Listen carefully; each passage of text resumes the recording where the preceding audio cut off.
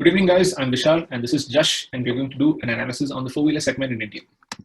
So this is a snapshot of the automobile market in India. There's a 7.1% share in India's GDP, and we are also expected to emerge as the world's third largest passenger vehicle market by 2021. Looking to the graph given below here, the sales in 2021 is expected to be a bit over 3 million, approximately 3.2 million. Okay, so moving forward, let's just do a quick SWOT analysis here. The major strength is that the Indian automobile industry is attracting a lot of foreign direct investments. The major weakness is a strong dependence on financial markets. Moving forward, key growth drivers here, as you can see the graph here, the urban population is expected to increase as a proportion of total population.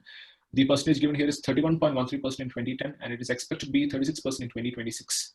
The graph given here also shows that the income of households are also increasing steadily. The forecasted value in 2025 is pretty high compared to the ones in 2016 and 2010. There are three government policies given here: the Automotive Mission Plan, a remission of duties and taxes on exported products, and the PLI scheme. All these three schemes are going to be key growth drivers for the automobile sector.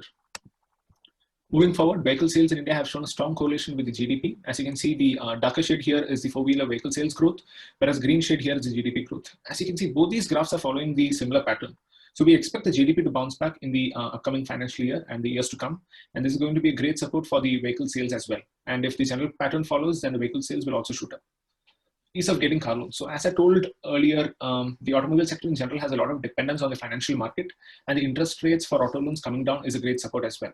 In 2012, the average interest rate was 12%, and right now it's 7.7%. So these are fantastic values, and it's going to be a great support for the automobile sector moving forward.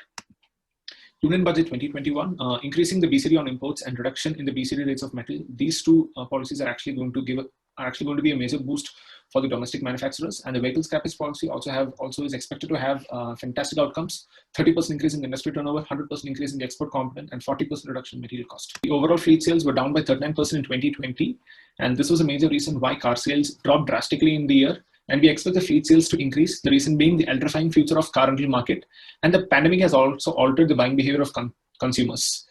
Self-rental cars is being looked at as an alternative. Foreign investments, Indian government expects that the PLI scheme is going to attract a lot of foreign investments, and close to 24 companies are planning to shift their production units to India. This is a great news for the manufacturing sector and also the automobile sector in India.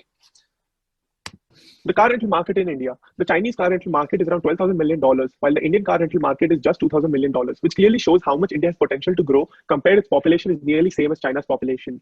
The green shade in the bottom right graph shows the number of people with income between 5 to 10 lakh people, and it's constantly growing from the year 2018 to 2020, and it's expected to grow in the near future also, which clearly shows that people will become richer and richer, and they'll be able to buy more and more cars. Next slide, please.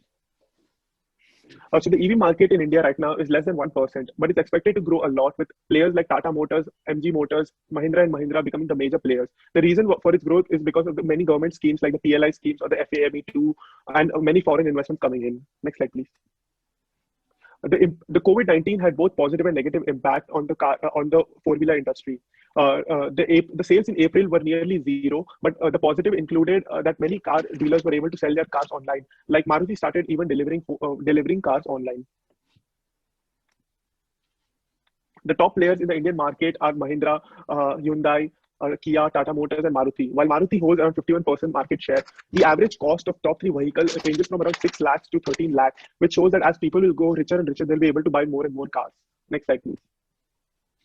So we have calculated the relative sales by comparing the sales number of 2020 versus 2019. And we have done this to cut down the bulk sales number. As shown in the table, the top players have the number between 1.2 to 1.6, which is a fantastic number. And market leaders have the number greater than 1 for 3 consecutive months. This clearly shows that the auto industry and especially the four-wheeler sector is going to bounce back very hard post-COVID. Next slide, please.